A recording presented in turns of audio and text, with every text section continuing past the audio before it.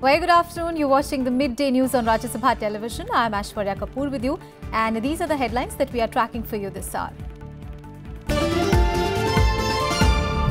Election notification for Nagaland and Meghalaya issued for 27th of February polls. Nagaland Chief Electoral Officer says assembly elections will take place as per schedule. Several political parties and tribal bodies had said that they will boycott the polls.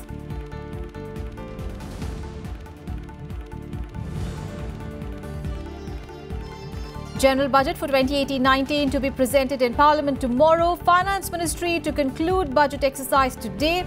Economic Survey says agriculture, education and employment to be the key focus areas.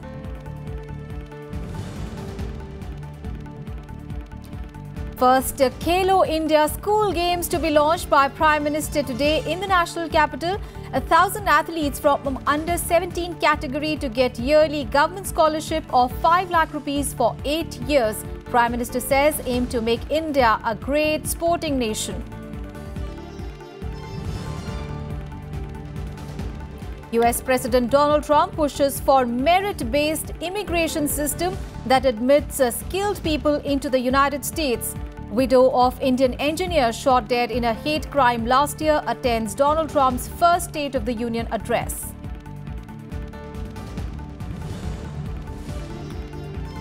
And first time after 150 years, a rare triple lunar spectacle, a blue moon, a blood moon and a supermoon can be witnessed in the evening today.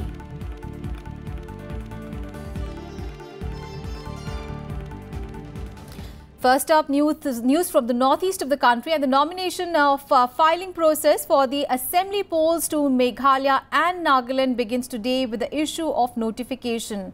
While the last date for filing of nominations is 7th of February, scrutiny of nominations will be on 8th of February.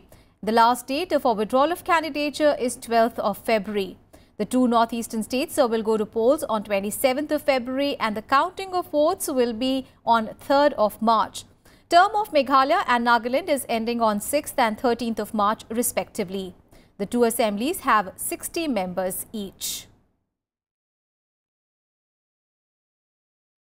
And the Chief Election Officer of Nagaland, Abhijit Sinha, has said that the polls in the state will not be hampered by the joint declaration by the political parties to not take part in the polls. He also said that there will be no change in the schedule for the polls that are slated for 27th of February. The Nagaland CEO held a meeting with all political parties in Kohima yesterday. It was called in the wake of several political parties announcing their intention not to contest the 27th of February assembly elections. The CEO further added that there is no other way but to hold the elections, and he expressed hope that nothing will be done to vitiate the process. Sinha further said that the Election Commission is following a constitutional mandate and legal requirement to elect a new assembly before the term of the present House comes to an end on 13th of March. Representatives of 11 political parties, including the Naga People's Front, the BJP and the Congress earlier had on Monday signed a joint declaration not to contest the elections. The declaration came following demands of tribal bodies as well as civil society groups that the Naga issue must be first resolved. The BJP on Tuesday backed out of a joint declaration. However, the final decision on the matter will be taken up by the party's central leadership. The party also suspended its State Executive Council member, Keto Semapati, who had signed the declaration on Monday. And earlier in the day on Tuesday, Minister of State for Home Kiran Rijiju appealed to the political parties not to boycott the election. In a series of tweets, Kiran Rijiju, who is also the BJP's election in charge for Nagaland, asserted that the government was bound by the constitutional process of holding elections. On Tuesday, 10 MLAs of the ruling Naga People's Front resigned from the party and the House. The Speaker has accepted their resignations and their seats declared vacant. More news from the Northeast, and today is the last date for making nominations for the Tripura Assembly polls. The scrutiny of nominations will take place tomorrow, and the last date for the withdrawal of candidature is 3rd of February, and voting in the state will take place on 18th of February. and the counting of votes will take place along with Meghalaya and Nagaland on 3rd of March. Tripura also has a 60-member assembly and its term ends on 14th of March. More news from Tripura. Prime Minister Narendra Modi will visit Tripura twice to hold public meetings ahead of the assembly polls there on 18th of February. And according to the Tripura BJP president, the Prime Minister will visit the state on 8th of February and he will address two public meetings in Unakoti and South Tripura district. He will again visit the state on 15th of February and address a public meeting. BJP National President Amit Shah would also be in the state for a week to campaign in favour of the candidates of his party, Indigenous People's Front of Tripura Alliance. 40 top BJP leaders, including Union Home Minister Rajnath Singh, Defence Minister Nirmala Sitharaman, External Affairs Minister Sushma Swaraj, Uttar Pradesh Chief Minister Yogi Adityanath and Mukhtar Abbas Naqvi will also visit the state for campaigning. And the Election Commission has deployed over 60 expenditure observers in the three poll-bound states of Tripura, Meghalaya and Nagaland to check the flow of illegal inducements and cash. The officials said that while 22 such observers have been sent to Nagaland, 21 have been dispatched to Meghalaya and 19 have been tasked with covering the state of Tripura. The observers are drawn from the Income Tax Department and other central services. Now, these officials will report to the Election Expenditure Monitoring Wing of the Election Commission. Illegal cash, liquor, drugs and other items may be used during the polls in the three states. The Special EC Observers team will keep a check on the instances of illegal cash, liquor, drugs and other items that are often used during polls. And the Election Commission panel is in Karnataka to review the poll preparedness in the state. Chief Election Commissioner O.P. Rawat is accompanied by Election Commissioners Sunil Arora and Ashok Lavasa during the day-long visit to Bengaluru. The polls to the state is slated in the mid of this year. The poll panel will meet election administrative and police authorities in the state and review the poll arrangements. The implementation of anti-black money measures to check illegal inducements in the run-up to the polls will also be reviewed. The tenure of the 224-member State Assembly comes to an end in the month of May.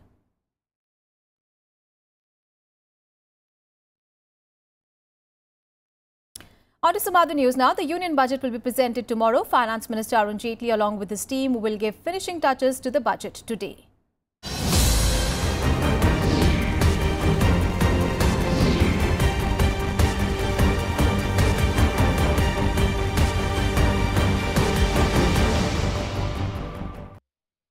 The government is inching closer to its disinvestment target of 72,500 crore rupees in the current fiscal.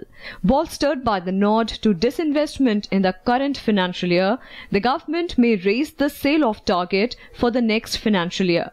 The remarkable response to disinvestment demonstrates the belief of domestic and overseas investors in the growth story of India and reforms being undertaken by the union government across various sectors.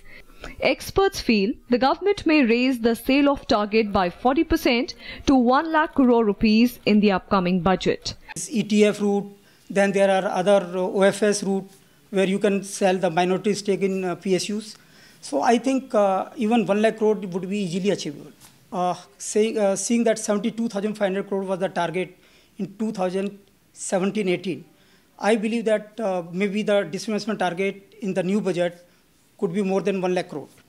The government has already cut additional borrowing target from 50,000 crore rupees to 20,000 crore rupees for this fiscal, indicating an improvement in government finances. This has calmed some of the fiscal worries too. Economists, however, favor aggressive disinvestment to achieve a fiscal deficit target of 3.2% of the GDP. It's a reform in the economy, in the sense that you allow more private sector to operate in the commercial world rather than the government operating itself. Carryover items, as I say, railways, public sector units may get listed. Disinvestment may happen from that. Government would get a lot of money from that. Of the total disinvestment of 72,500 crore rupees that was budgeted for the current fiscal, 54,337.60 crore rupees or 74.94% was achieved till January 11th. The government is eyeing to end this fiscal with record disinvestment receipts of over 90,000 crore rupees on the back of an expected HPCL ONGC deal. It is likely to be finalized by March and may raise over 30,000 crore rupees for the government. Last fiscal, the disinvestment goal was underachieved by 14,253.42 crore rupees or 25.22%, with revenues coming in at 42,246.58 crore rupees against the targeted 56,500 crore rupees. Robust aids for the assets are expected in the next fiscal as well. Kriti Mishra, Rajya Sabha TV.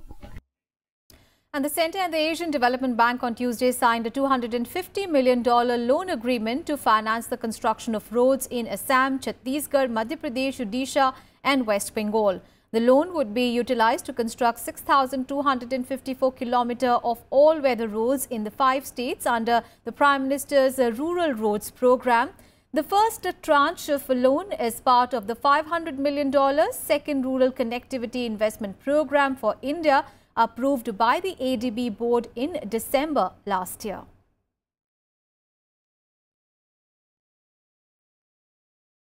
Time for a short break. We'll be right back.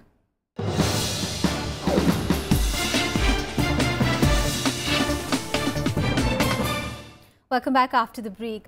Guru Ravidas Jayanti is being marked today. Ravidas Jayanti, the birth anniversary of Sant Ravidas, the founder of the Bhakti movement, is being celebrated across the country. It is celebrated on Magh Purnima, which is the full moon day of the Magh month as per the Hindu calendar. President Ramnath Kovind greeted the people on the occasion. In Twitter messages, he said Guru Ravidas was a great saint whose teachings emphasized universal fraternity and equality. Prime Minister Narendra Modi in his message shared a snippet of Saint Ravidas's poetry on his Twitter handle.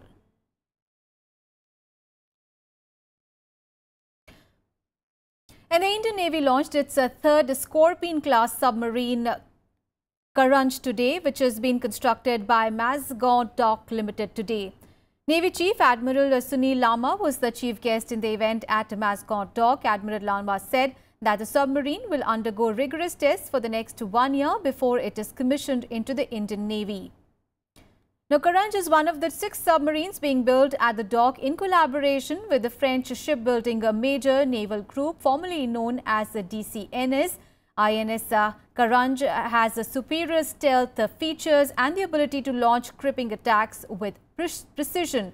Advanced acoustic silencing techniques, low radiated noise levels and hydro-optimized shape are some of the features that make it virtually invincible, unmatched by most submarines. Prime Minister Narendra Modi had last month commissioned the first of the 6 Scorpene-class submarine Kalvari into the Indian Navy and said that its induction was a big step in the country's defence preparedness.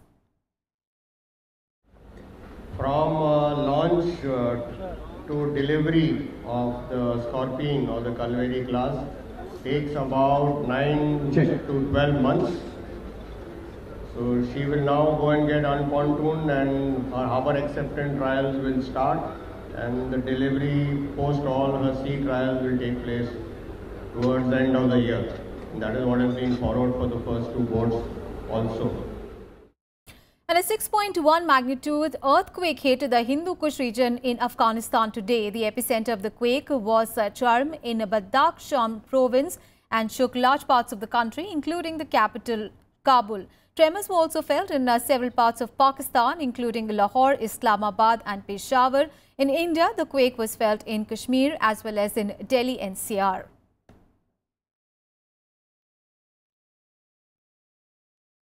News from the United States, where President Donald Trump proclaimed a new American moment as he delivered his maiden State of the Union speech to the Congress. Over the course of his 80-minute address, which was one of the longest-running State of the Union speeches in history, Donald Trump heralded the economic successes of his first year in office. He spoke of a soaring stock market, low unemployment, and the tax cuts that he had signed into law last year. Donald Trump again touted his pet plan to rebuild America's aging roads and other infrastructure. Donald Trump said that his administration was building a safe, strong and proud America. Since the election, we have created 2.4 million new jobs, including 200,000 new jobs in manufacturing alone. Tremendous numbers.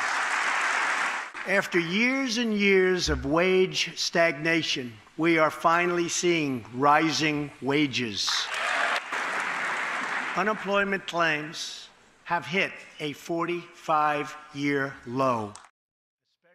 And in his primetime address, Donald Trump also urged bitterly divided Republicans and Democrats to work towards compromises on immigration and infrastructure. Trump further said that it was time that his country moved fully to a merit-based admission system when approving green cards, because he said that that was the only way to put America first.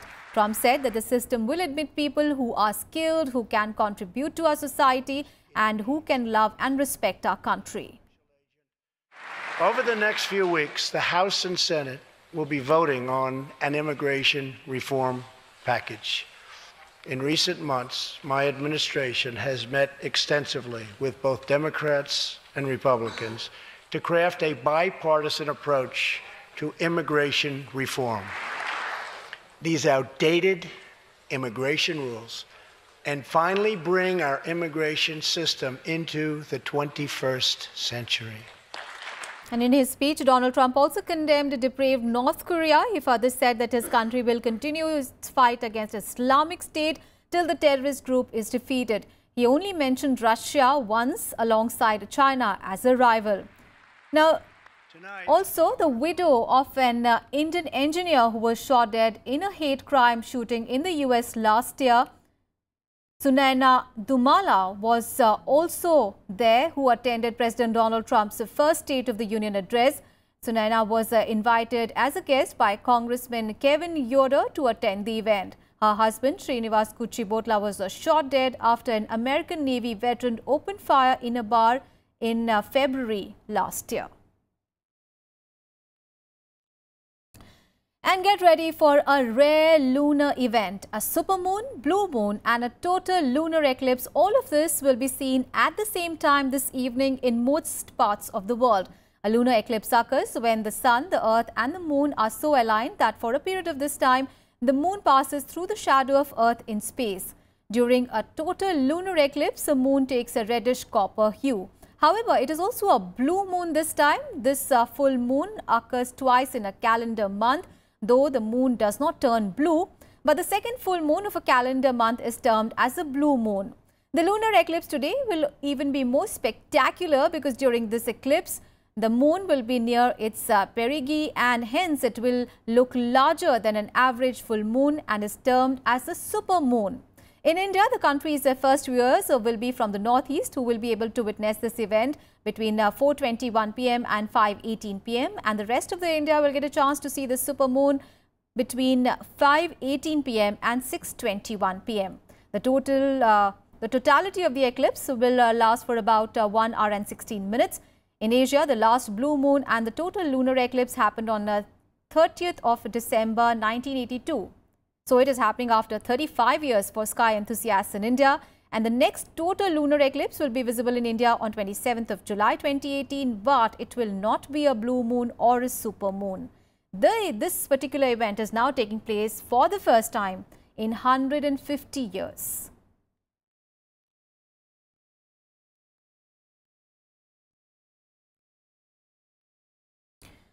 Prime Minister Narendra Modi will launch the first Khelo India School Games at Indira Gandhi Indoor Stadium in New Delhi today. The Khelo India program has been introduced to revive the sports culture in India at the grassroots level.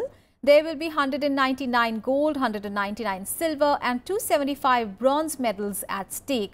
The week-long inaugural edition will be an under-17 event where athletes have been invited to participate across 16 disciplines: archery, athletics, badminton, basketball, boxing, football, gymnastics, hockey, judo, kabaddi, kho-kho, shooting, swimming, volleyball, weightlifting and wrestling.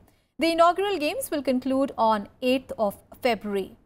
And in a series of tweets, Prime Minister Narendra Modi said that the event is expected to help scout young talent from schools in various disciplines and groom them as future sports champions. He further added that the talented players identified in priority sports disciplines at various levels by a high-powered committee will be provided annual financial assistance of 5 lakh rupees per annum for 8 years. The Prime Minister also added that the game will highlight India's young sporting talent and showcase India's sports potential.